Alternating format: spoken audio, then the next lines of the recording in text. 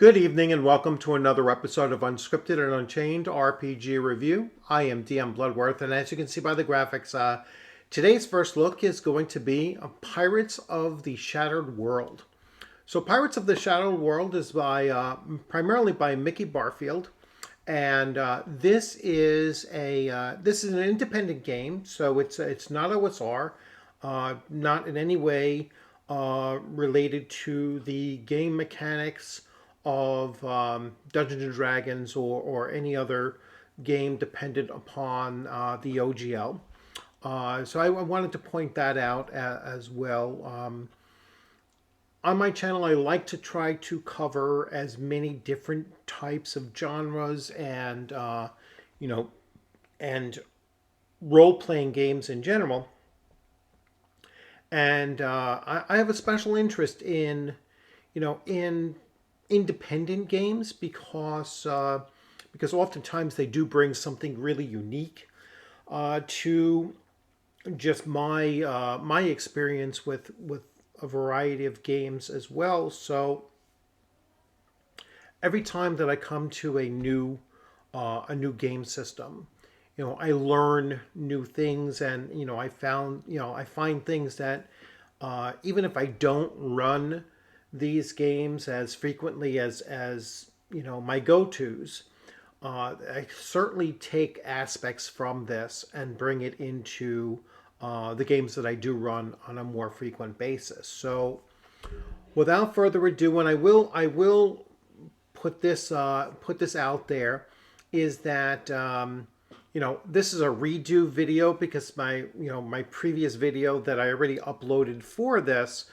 the sound quality was horrible. I had two different mics picking up at the same time. So hopefully that won't happen this time around.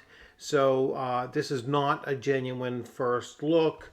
It is just a retaping of my first look. So without further ado,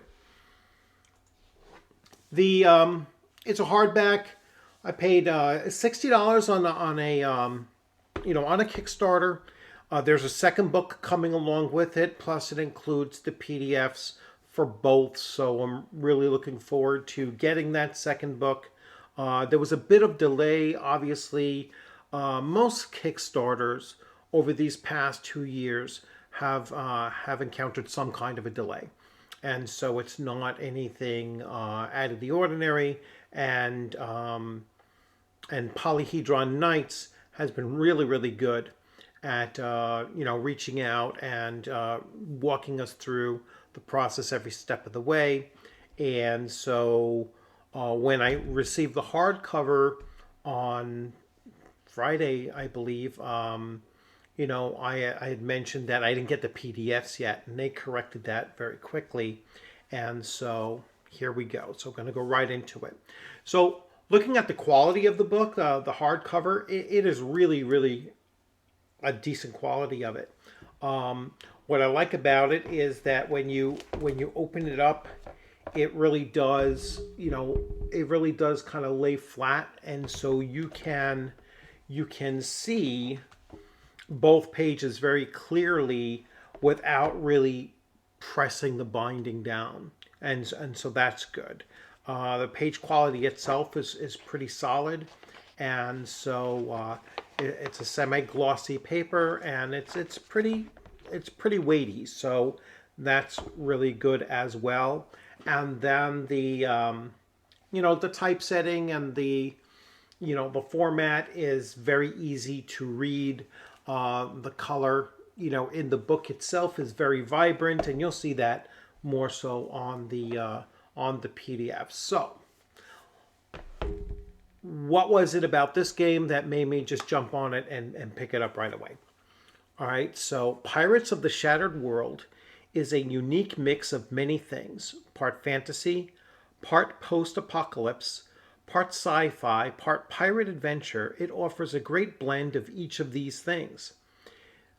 This is the newest release from Polyhedron Knights, is a unique twist on the post-apocalyptic fantasy genre. Taking place in the Fractured Sea, an archipelago Filled with monsters and wreckage from the second apocalypse, it puts PCs in the roles of explorers, swashbucklers, science mages, and brigands in the world of gunpowder, sorcery, altered beasts, and haunted ruins beneath the waves. Gameplay in Pirates is fast and pulpy. Build your characters using archetypes like Sailor, Mystic, Science Mage, or Courtier, among others, and races like Iguana Hybrid, Hobgoblin, Mutant, and Illyrian. Then dig into the mechanics with a host of attributes, skills, talents, combat techniques, and spells to flesh them out how you want. Welcome to Fractured Sea. So, as I said, it's always nice to get a PDF along with it. So let's jump right into the PDF, and let me just double check to make sure you're seeing it. So here we go. So I'm going to skip over a lot of, the forward and all of that. There are, several chapters of the book. The book is about 210 pages long. So you have the Shattered World, so it's kind of giving you the lay of the land and explaining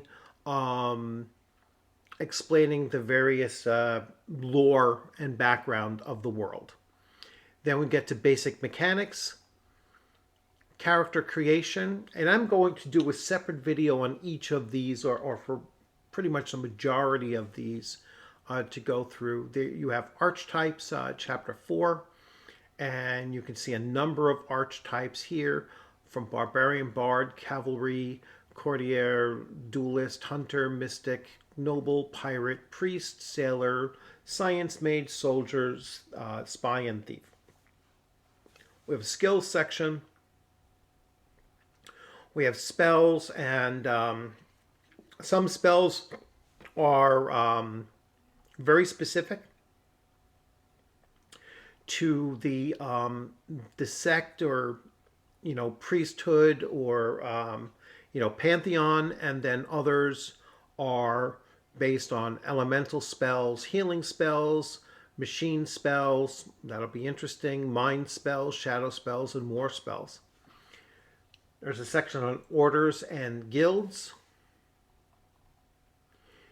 mutant abilities, combat techniques, animal companions and familiars, an equipment section, ships of the seas. So there are ships in this, which is always a good thing to see in a pirates related RPG.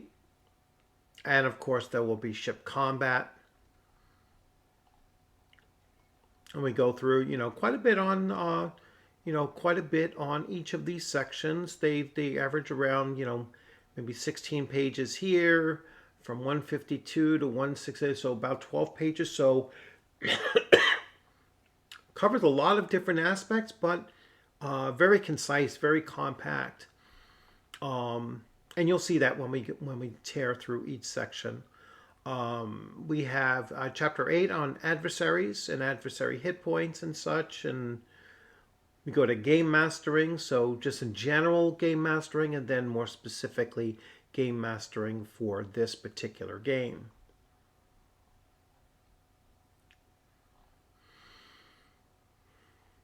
As I mentioned, the artwork and the layouts are very clean and easy to read. Full color art. Some different styles in this, so that's what I also like about it, is that there are several different styles. So, but they're still cohesive. They still all look like they fit within the same game. There's Mars. There's a good example of different art styles, but yet they still kind of mesh with the rest of the art that's in here.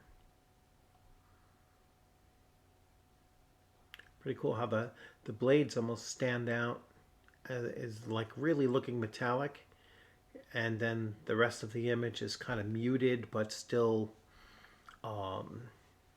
still very contrast to just those two blades. Pretty cool.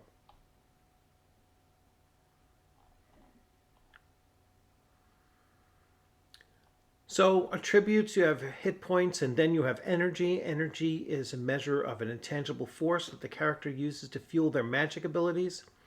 The more energy you have, the more spells that you can cast. So that's a little bit of a difference. They use target numbers and they actually call them target numbers, which I really like. That's kind of a pet peeve of mine is, when you call it a target number, it's kind of easy to conceptualize what you're supposed to be doing. It's always nice to know this is what I need to roll.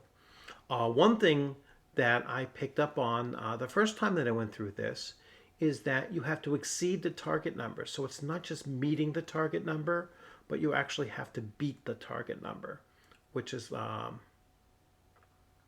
if the final result is equal to or greater than a TN, the player has succeeded. You see, now that's a little weird because earlier on it didn't mention that. And now this time reading through it, I see in bold, it says the exact opposite. So equal to or greater than. Yeah, I didn't pick up on that in the first time I kind of skimmed through. You have stacking of modifiers, which is good. Minus TNs is a positive, so it's good that it's reducing the target number. Makes it easier to succeed. You have critical successes and critical failures, which is always something I like to see. When a character rolls all ones on one or more die, there is a chance that whatever they're doing is about to go catastrophically wrong. Yeah, you almost always roll multiple die in this. Sometimes you're only rolling one die. It's not a D20 system, and so it's there's variable types of dice that you might use for certain skills, and I will briefly show you that as well.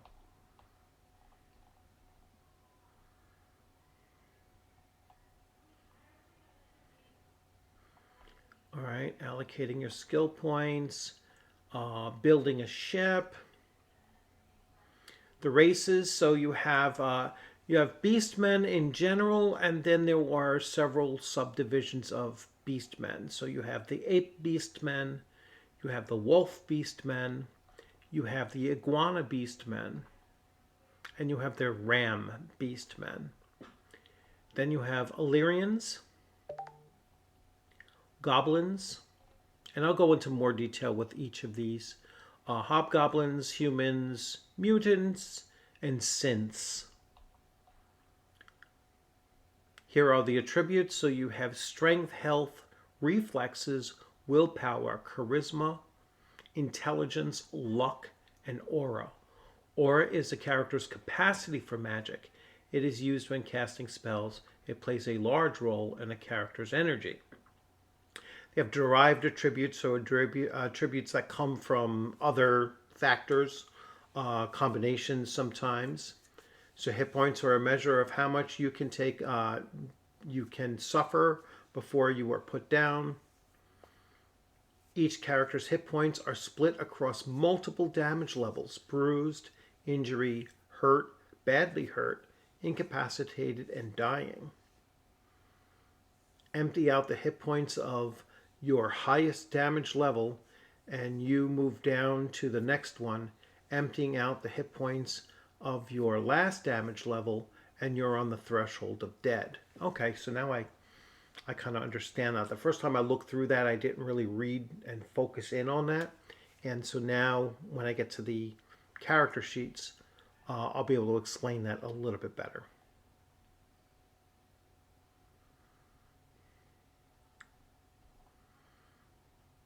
Character actions, typical languages,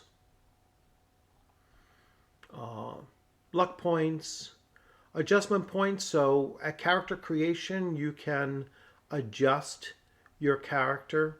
Every character starts with 2 adjustment points and they can spend them to do any of the following, and then it gives you a list of things that you can change on your character. It's a permanent change. Only PCs get to do adjustment points. Qualities are broad traits that describe a character's overall nature. And so you have a number of qualities here. Background, there's quite a bit on background. All right, so that's a very good thing as far as helping you develop an idea of what your character is going to be like. And there is a variety of different sources of background, right? So you have growing up in the wild, you have growing up in a barbaric clan, you have growing up in a village, in a small town, in a garrison, in a city. I remember seeing growing up in a city, growing up in a castle. So you have a variety of things cast as adulthood. You have slave and indentured servitude. So if you grew up as one of them, how does that work out? Family and wealth. When I create a character for this, I am going to actually do a video on character creation, and I'll go all through that in much more detail. Complications are the vices, flaws, and bits of pure bad luck that make your life more difficult. So I guess every character will have a complication of some kind. Perhaps you either roll it or you pick it.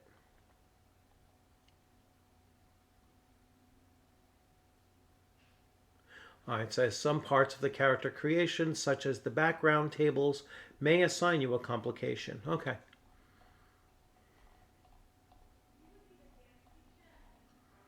So the archetypes, there is barbarian, bard, cavalry, courtier, the duelist, the hunter, mystic, noble, pirate. I will be creating a pirate.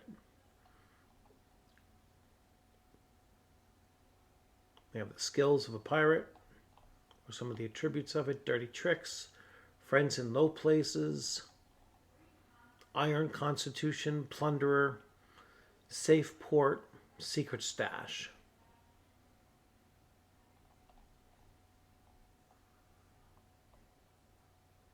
Science mage are curators and scholars dedicated to harnessing the fickle powers of ancient technology. This is sometimes boring work and sometimes terminally exciting, and science mages run the gamut from reedy librarians to strapping explorers. All right, interesting. Skills. We have skill overlaps. Sometimes when a role is called for, multiple skills will fit the situation at hand. In this case, the overlap players may use any skills that are appropriate for the task. However, the GM may increase the TN by anywhere between 1 and 5 if the player uses a skill that is especially unsuited to the task. Okay.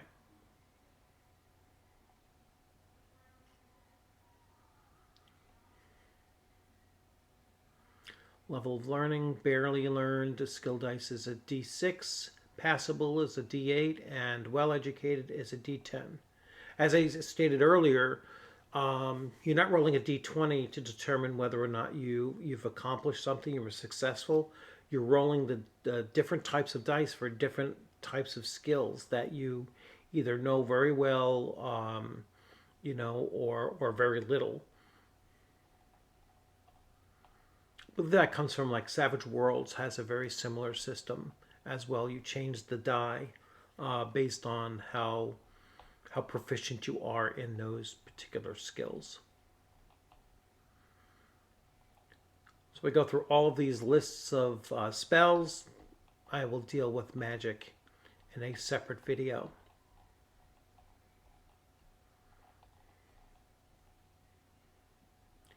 Science magic. Healing, I had read in the previous thing. So minor healing, this is really interesting. So a minor healing spells, you can heal yourself or another.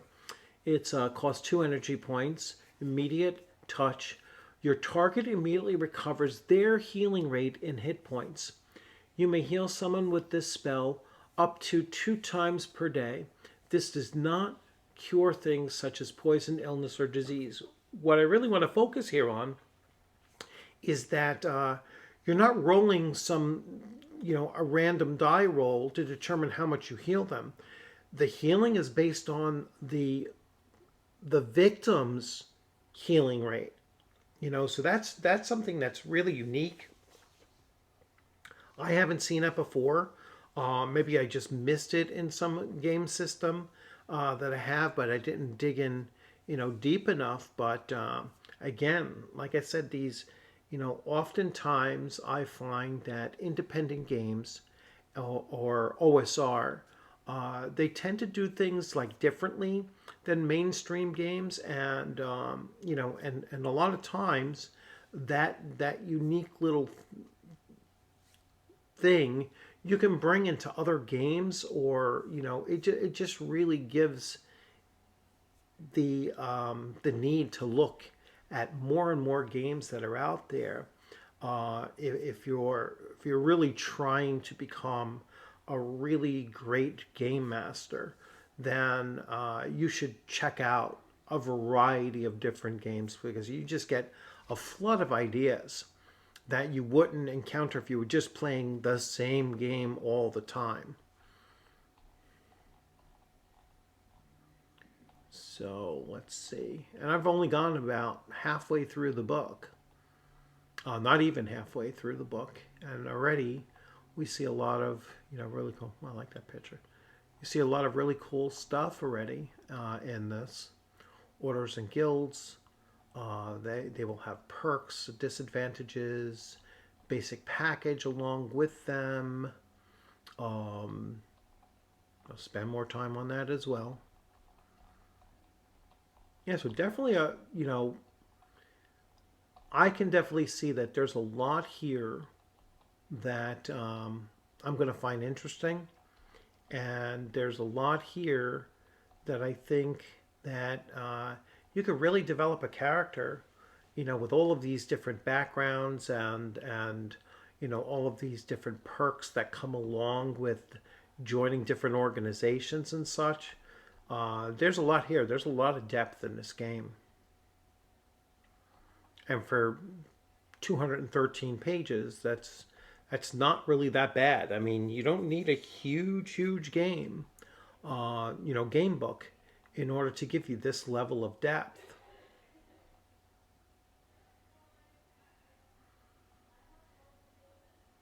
Yeah. So, priestly orders. Let's see. Let's get to the next section. They seem to break up each section with a full page painting. So let's see what we get to after this. Mutant abilities.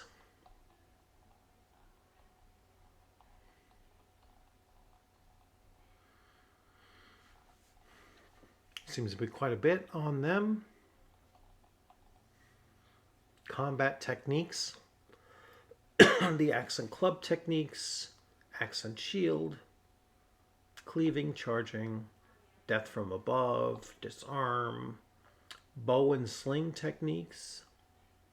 So that's pretty cool. It has a variety of different techniques for different types of weapons that you carry. Again, some more detail. So that's, another real positive. That's really cool art. Animal companions and familiars.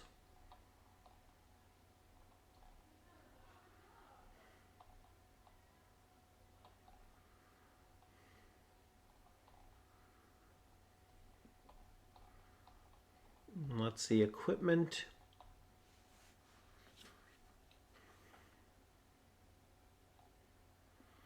There's weapon quality. I always like to see that.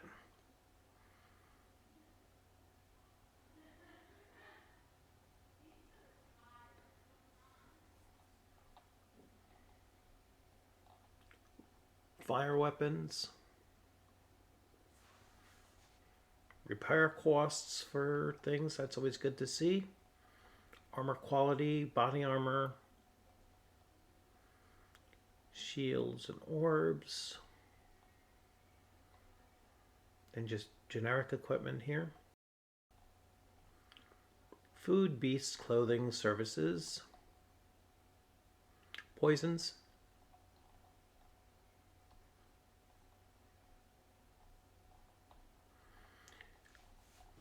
Here's the section on ships. Looks like it's very simple. You have hull type and then craftsmanship, and that determines their structure points, right? So a hull 5, craftsmanship of 5, give you 50 hit points or hull points.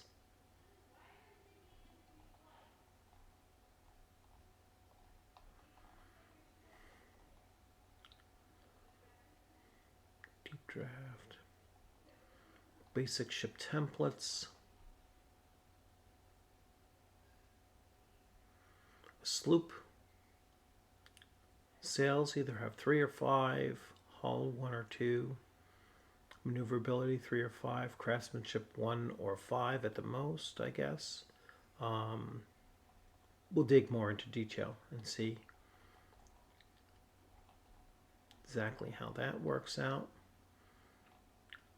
Combat scenes, turns and rounds, ambushes, actions, initiative, movement, attacking and damage, difficulty numbers, brawling and melee, ranged attacks, 2 weapon attacks, parrying, mounted combat and animal companions in combat, dodging attempts, grappling, damage multipliers, hit locations, and called shots. Yeah, they have a lot of different hit locations here. And called shot locations and the penalty on your target number for calling shots. We have diseases, minor diseases, falling damage, healing types, range modifiers, naval combat,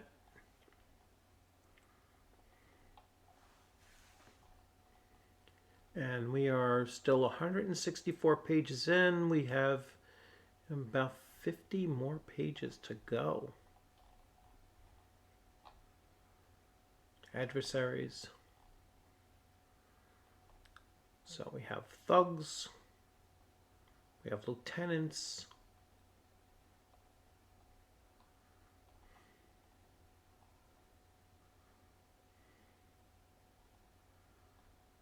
And it seems like we have masterminds, I noticed.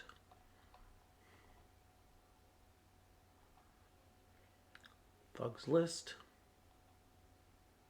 So basically just have basic breakdowns of a thug, mercs, marines, soldiers, greedy pirates, gillmen. Alright, pretty cool stuff. We have some monsters. We have plague dogs. We have sea sturge. I'm guessing that's a sea sturge. Spider Kingdom warriors. Interesting. Lieutenants list. So now you have a list of new lieutenants.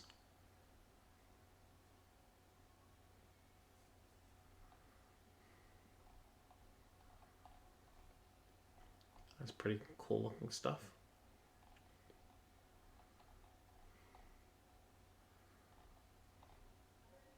Mastermind list. Sea Slayer. The Plague Knight. Oh, I guess that's a Plague Knight. That's what they look like. Game Mastering.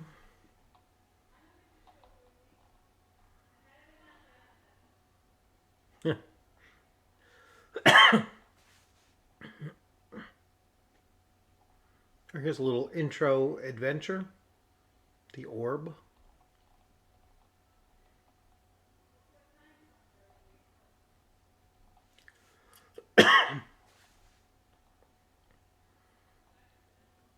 Some ships for that scenario, and then experience points given. All right, so that's pretty cool. And now we have some pre-gen characters. Captain Harwood. So here you can see when we spoke about hit points, the way it works out is he has 14 hit points. So he takes the first 14 hit points and he's bruised. Then once he starts working on his next batch of hit points, he is then injured. Then he becomes hurt, then badly hurt, then incapacitated, and then dead. So 1, 2, 3, 4, 5, 6. That would be 60, 84, if I did my math right. About 84 points of damage that he can receive before being dead. All right, so now I'm assuming he is going to be fairly high level.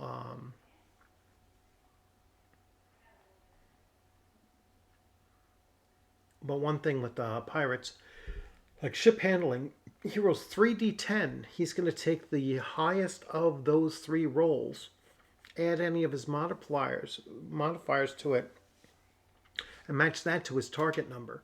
So you're going to see that like certain skills are really, really skilled. That's pretty highly skilled in an area.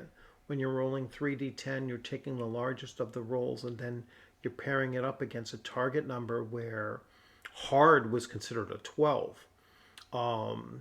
The average skill was like an 8 or a 10 or something along those lines. So you can see has a definite easy ability to navigate a ship. Here we have an ape beastman barbarian. I'm going to guess that he has significantly more hit points, as you can see. And let's see where his big thing. 3d8 with knives. Is that his highest? No, he has 3d8 with throwing.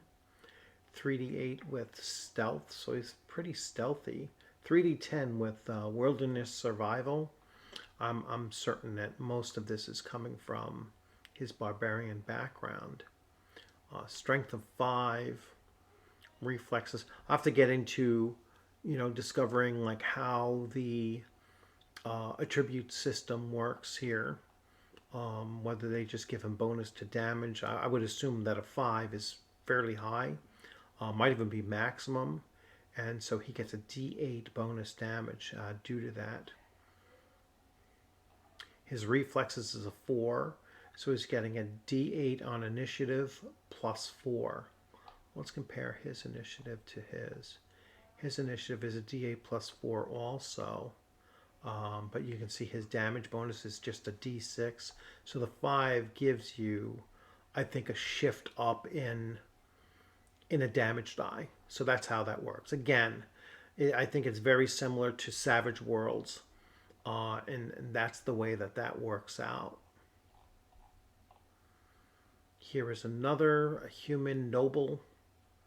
Let's see what he is. So he has no bonus with his strength of 2. His reflexes, he still gets initiative plus d8 plus 4. And his top skill, like firearms, a 3d8, that's pretty high. 3d10 for persuasion. Again, you can see their backgrounds kind of really play into the, and the archetype kind of plays into the character very well. So there is a starter, adventure, and there's a slew of pre-generated characters that you can use to let a group play with and test out the game, see how it works. So Bard, here's a little map. So here's the character sheet, a blank character sheet. All the various skills, and we are... Oh, here's a cheat sheet. That's good. Yeah, one page. I would hand this out to every single player at the table, so easy reference for them. They can see what a target number looks like. They can see hit locations and roll against hit location. There are various combat modifiers and range modifiers, luck points, bonuses and such. So yeah, I would definitely hand that out to every player so everybody has one in their possession. And here's the description I read to you. So overall, I mean, I'm a real sucker for pirate-based games. That's one of my weaknesses, and this looks really impressive to me. I like indie game systems. I like OSR game systems, but there's a lot here, and I also have another preference, and that is for completely self-contained game systems. So this is all that you need. One book is all that you need in order to play this game and create scenarios, create whole adventures, and